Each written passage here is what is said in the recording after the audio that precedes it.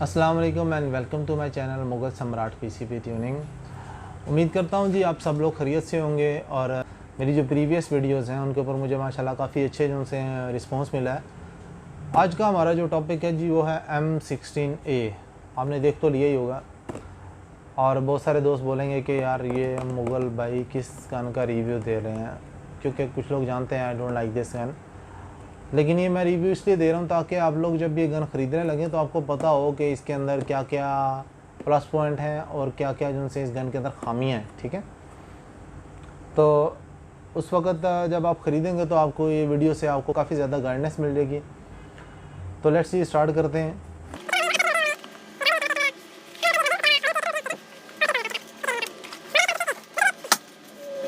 Model है जी इसका M16 है। हमें इसके साथ जो एक्स्ट्रा चीज़ें मिलती हैं वो एक मैगज़ीन होता है। ठीक है, समटाइम्स दो होते हैं, वल्लाह आलम एक होता है कि दो होते हैं, लेकिन मैंने दो भी देखे हैं। ठीक है, और मैंने डीलर्स के पास ही देखे हैं, दो भी देखे हैं, एक भी देखा है। तो इसके अंदर एक मैगज़ीन भी आता है, समटाइम्स दो भी आते हैं। उसके अलावा इसके साथ ओरिंग की किट होती है जी, उसके अलावा इसके साथ ओरिंग की किट होती है, फिर एक फिल प्रूफ होता है। तो ये इसके साथ एसेसरीज आती हैं बॉक्स के अंदर। ठीक है, अब बात करते हैं अमीर गन की। इसकी खामियां बताने से पहले मैं आपको बताऊंगा जी इसकी खूबियां क्या क्या हैं, ताकि आप बिल्कुल भी डिसहार्ट ना हो जाएं। अच्छा जी, तो हम बात करते हैं सबसे पहले इस गन के स्टॉक के बारे में। स्टॉक जो सा इसका ठीक है, गुजारे लायक है। और दूसरी बात ये कि लेफ़्ट और राइट दोनों बंदा इसको यूज़ कर सकता है। ठीक है जी, देख रहे हैं ये एयरगन है। स्टॉक वगैरह इसका ठीक ही है, लेकिन शक्ल को इतने खूबसूरत नहीं, क्योंकि इन्होंने आगे जो अपग्रेड किया है उसकी वजह से उन्होंने ये स्टॉक थोड़ा छोटा कर दिया। बेटर था कि अगर हमें ये इसी जगह के ऊपर एक गेज दे देते। ठीक है, जहाँ पे हम मॉडिफाई करके ऑलरेडी गेज लगा चुके हैं, मैं भी लगा चुका हूँ, एक बंदा और भी एक दो वो भी लगा चुके हैं। ये एक ब्रांड न्यू गन है और इसके अंदर काफ़ी सारे इश्यूज़ आ जाते हैं इस एयरगन में।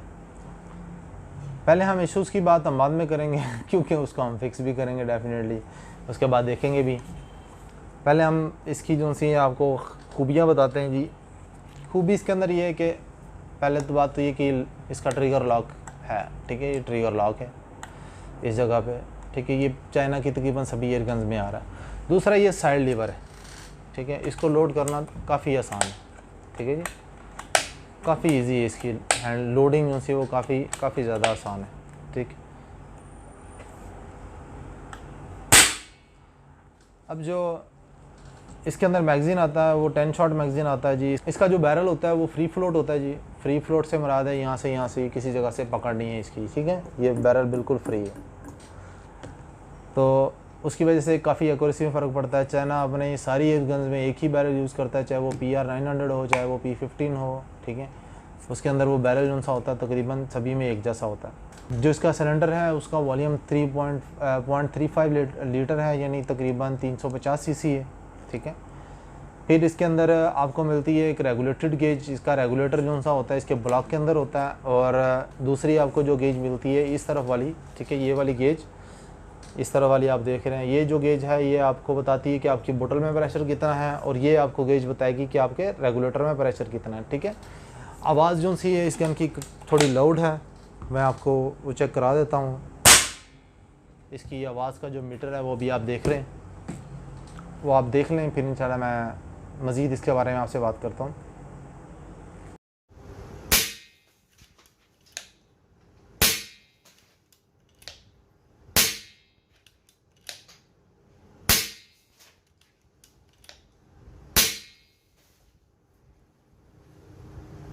दोस्तों ये थी इसकी लाउडनेस। ठीक है, काफ़ी लाउड है ये गन।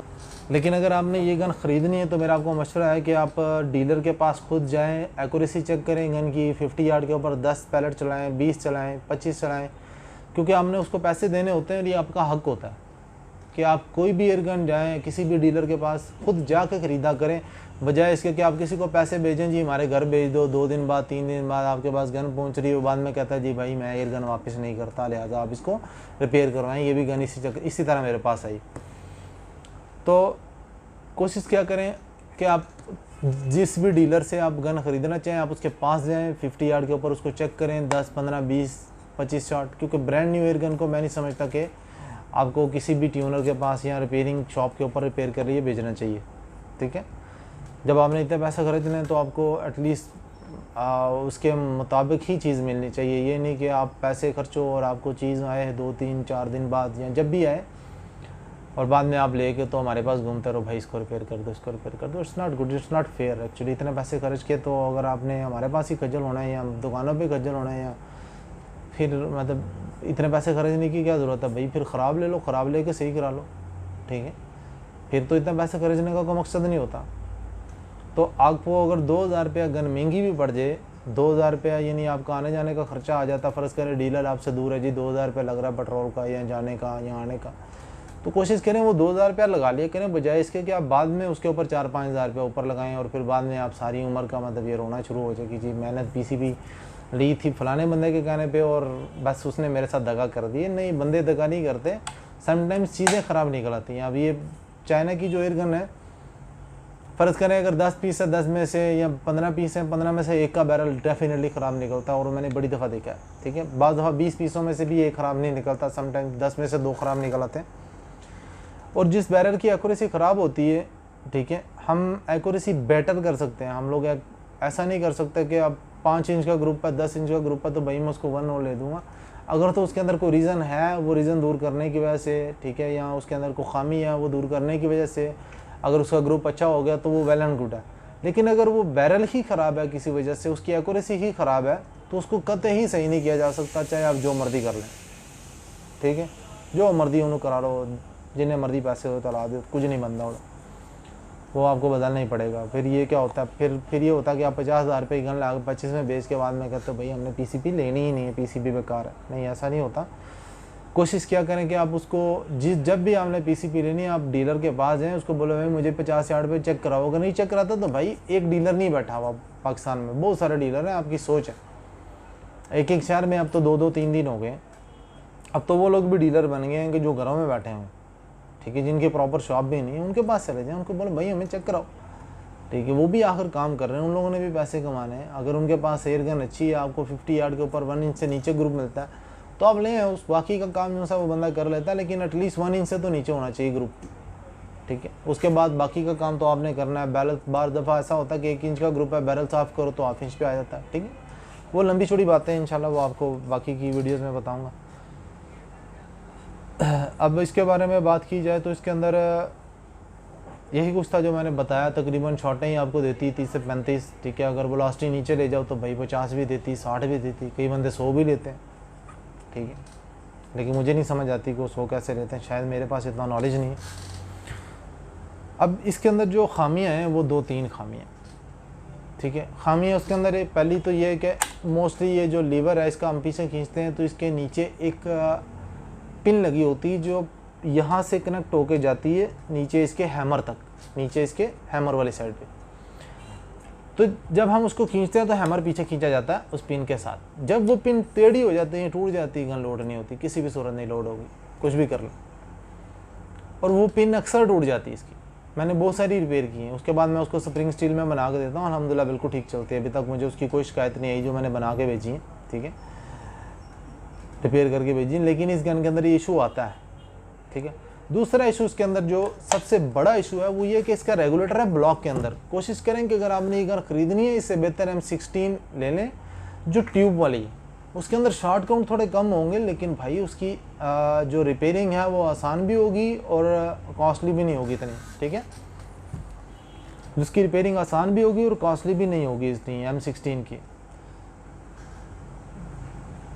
इसका जो रेगुलेटर होता है ब्लॉक के अंदर होता है, ब्लॉक के अंदर से उसको रिमूव करना, ठीक है, उसके ओरिंग्स वगैरह चेंज करना, फिर दोबारा उसको वर्कआउट कराना is not an easy job. वो एक आसान काम नहीं है। मतलब फ़र्ज़ करें अगर निकालते वक्त आपका ब्लॉक डैमेज हो जाता है तो भाई वो आपको नया ही लगाना पड़ेगा। ठीक है, इस वजह से भी मुझे ये जो सी ना एयर गन वो कोई इतनी ख़ास पसंद नहीं है। फिर इसकी जो सी बैलेंस, वो बिल्कुल कोई बैलेंस नहीं इस गन का। देखें, ये मैंने यहाँ से पकड़ा, जैसे ही मैं हाथ छोड़ूंगा ये गन नीचे भागेगी। ठीक है, मैं यहाँ से पकड़ूंगा इस जगह से करके, ठीक है, तो फिर भी ये गन नीचे जा रही है। ठीक है, अगर मैं इसको इधर से पकड़ता हूँ, ठीक है, फिर जाके ये गन बैलेंस हो रही है। एक अनबैलेंस गन है। ठीक है, इधर से जाके गन पकड़ रहा हूँ, फिर भी आगे जा रही।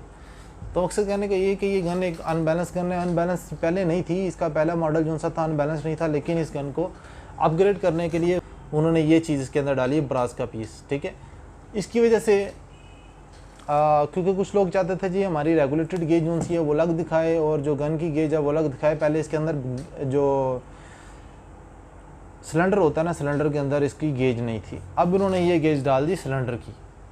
उसकी वजह से इन्होंने यहाँ पे ब्रास का पीस दे के एक्सटेंशन दे दी ताकि हमारी जो गन है वो उसके अंदर ज़्यादा चेंजिंग नहीं करने पड़े। लेकिन उससे ये हुआ कि इस गन का जो बैलेंस है वो काफ़ी आउट हो गया।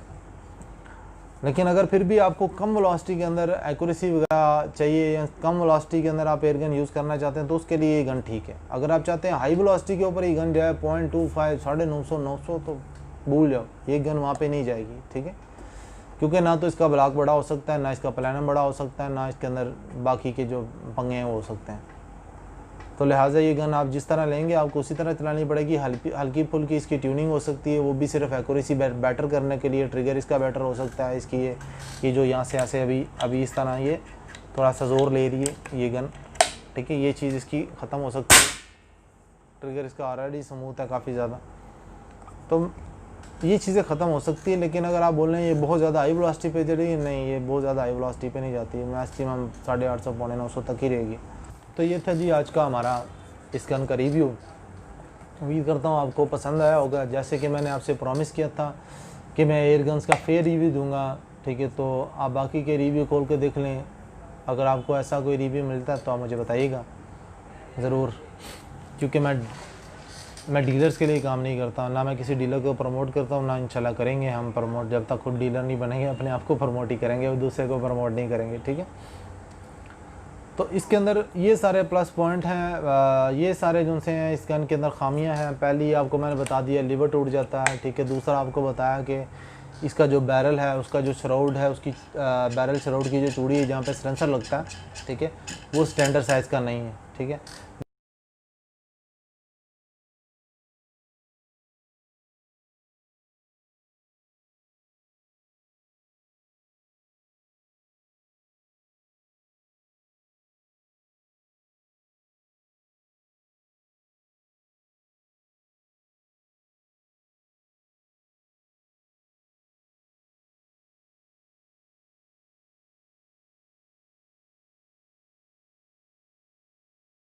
वेट इस गन का तकरीबन 3.4 किलो है, जो कि स्कोप लगाने के बाद 4 किलो हो जाता है। लेकिन रेगुलेटर का एक प्लस पॉइंट ये है कि बाहर से सेट हो जाता है, लेकिन माइनस पॉइंट ये है कि भाई अगर ब्लॉक गया, ब्लॉक के अंदर इसका रेगुलेटर है, कोई बहुत अच्छा मैकेनिज्म नहीं है इस गन का, बहुत अच्छे तरीके से वो जो है ना रेगुलेटर इंस्टॉल नहीं किया गया इसके अंदर। जैसे कि M30 वो ऑलमोस्ट फेल हो चुकी है, उसका भी मैं रिव्यू करूँगा, आपको बताऊँगा उसके अंदर क्या क्या खामी है, ठीक है। तो ये थी जनाब हमारी M16A आर्टिमस की, ठीक है। आप ये मेरी बातें जितनी मैंने आपको बताई हैं इसको मद्देनज़र रख के ही ये गन लीजिएगा, ताकि आपको कल को पछताना ना पड़े जी मुझे किसी ने बताया नहीं था। अक्सर लोगों को ये कहते हैं जी M16 ले ली साहब जी, पता ही क्यों नहीं लगा सानू किसी ने दसी ही नहीं तो कोई बात नहीं, मेरा फ़ोन नंबर है आपके पास, आप ऊपर देख सकते हैं, मेरा फ़ोन नंबर इस वीडियो में भी दिया होगा, तो आप मेरे से कॉन्टैक्ट कर सकते हैं किसी भी मामले में। अगर मुझे उस चीज़ का इल्म हुआ तो इंशाल्लाह मैं आपकी ज़रूर हेल्प करूँगा, ठीक है जी। अब हम इसको खोलेंगे, खोल के आपको बताएंगे इसकी ये पिनें कहाँ पे होती हैं, उसको किस तरह से रिमूव करना है, इसका बैरल कैसे उतारना है, इसका शराउड कैसे उतारना है, और इसका कहाँ पे कौन सा फॉल्ट होता है जिसको कैसे रिमूव किया जा सकता है। लेकिन उसके लिए आपको मेरी अगली वीडियो देखनी पड़ेगी, और अगली वीडियो को ढूंढने के लिए आपको मेरा चैनल सब्सक्राइब करना पड़ेगा और बेल आइकन दबाना पड़ेगा। और बेल आइकन आपको इसलिए मैं कहता हूँ ताकि मेरी जैसे ही अगली वीडियो आएगी, पार्ट 2 आएगा इसका, तो आपको इसका नोटिफिकेशन मिल जाएगा कि इस एयर गन का पार्ट 2 आ गया। इसकी कंप्लीट सीरीज़ में डालूंगा, इसके अंदर कंप्लीट गन खोलना, बंद करना, ट्रिगर खोलना, उसको बंद करना, उसको सेट करना, इंशाल्लाह हर चीज़ आपको मैं इसके अंदर समझा दूंगा। तो आपको परेशान होने की ज़रूरत नहीं, सिर्फ मेरे चैनल को सब्सक्राइब करें, अपने दोस्तों के साथ शेयर करें। उम्मीद करता हूँ कि आपको ये मेरी वीडियोज़ जो सी हैं वो पसंद आ रही हैं, और मुझे काफ़ी वैसे भी मुझे काफ़ी माशाल्लाह पॉजिटिव रिस्पॉन्स मिल रहा है, और उम्मीद करता हूँ कि आपको मेरी वीडियोज़ पसंद आई होंगी जी। थैंक यू वेरी मच, खुदा हाफिज़।